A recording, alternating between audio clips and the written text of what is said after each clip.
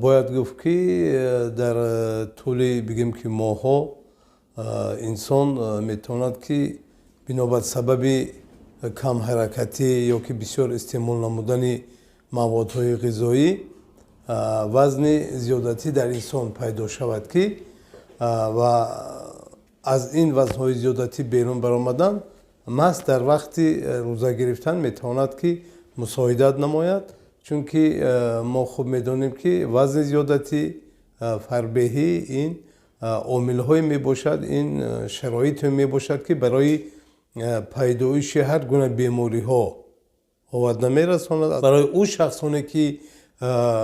مثال وزن زیادتی دارند فربهی دارند گرفتن روزه به منفعت است چون که ویا در این مدت میتوانند که او وزن‌های زیادتی او چرب‌های زیادتی که در ارگانیسم انسان بگیم که جمع آمده است از این خلاص شود ارگانیسم در دوام روز استعمال نمیکند یگان موادهای غذایی و معده انسان که از بس که در این مدت بگیم که خالی می شود و خصوصا در وقت شام استعمال بگیم که موادهای غذایی که خیلی سبکند یعنی که چرب در وی کم است گیدروکربنات ها در وی یعنی که خیلی میگیم انگشتاب ها در وی باید کم است باید خودداری کرد و مقدار کمی غذا باید استعمال نمود با کدام خاطر با خاطر که معده انسان چهره که گفتیم در دوام روز وی که خالی هست وقتی که ما استعمال یگان مواد غذایی سیروغن یا که بیرون شدگی استعمال میکنیم و امکانیت یعنی که حل کردن همانش شرایط حل کردن همگونه مواد غذایی را ندارد و باید قید نمود که بیشتر ما با میوه و سبزیجات اون سبزیجاتی که بیشتر جوشانیده میشوند چون که برای ارگانیسم انسان تازه کردن ارگانیسم انسان خیلی منفعت آور است و ما باید خودداری نماییم که از هر گونه موادهای غذایی که خمیری هستند به مانند سمبوسه منتو و دیگر نمادهای غذایی که در ما خیلی زیادن از خمیر استفاده میبرند ما باید از اینا خودداری کنیم چون که حل این گونه موادهای غذایی خیلی مشکل است گرفتن با کدام طرفه آدمان من است و البته امروز مردم خوب هم از نقطه نظر اسلام و هم از نقطه نظر علمی معین کرده شده است که با همه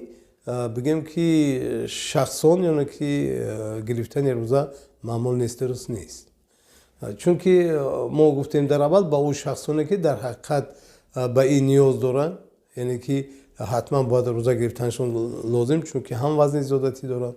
هم بسیار آدم‌ها علامت‌های فربهی دارن اینا با منفعت کارن و او زن‌هایی که حامله دار هستن او زن‌هایی که مثال با کودکان خود شیر میدهند یعنی که زن‌هایی که بله وایها کودکان نورسان و شخصانی پیرانسال که خیلی بگیم که کم قوت هستند و او شخصانی که گرفتار بیماری ها هستند بیماری های دل قند و به این مانند بیماری ها البته گرفتن روزه جایز نیست این از نقطه نظر طب موافقت نمیکند چون که ما مسائل های تیز تیار که در وی در روغن هایی که چند مراتبه تیار کرده شده است و بعد آبهای گازناک که ما استفاده میبریم در وی مقدارهای قند خیلی زیادن و بعدا دیگر نمودهای بگیم که من همون قند استفاده میبرم که آبهای گازناک شیرین به سلامتی انسان منفی یعنی که تاثیر منفی میرساند ما باید از این خودداری کنیم نه تنها در وقت روزه ما باید دائم منتظم در تمام فعالیت خود از این گونه محصولاتایی که تیز تیارند یا که در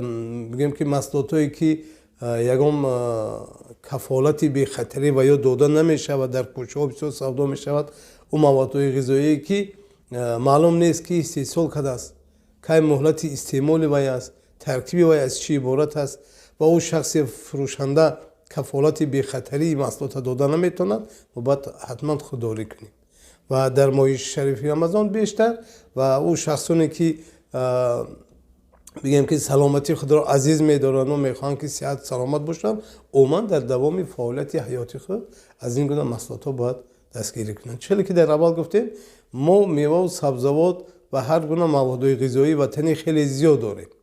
мо бояд аз ино истеъмол кард, на аз он чизҳое ки дар таркибашон он маводҳои ғизоие ки метавонад на танҳо барои афзоиши инкишофи ақлонию ҷисмонии инсон, балки барои бехатари инсон хеле хавфнок ҳастанд. мо бояд аз ин чизҳо бояд дастгирӣ кунем.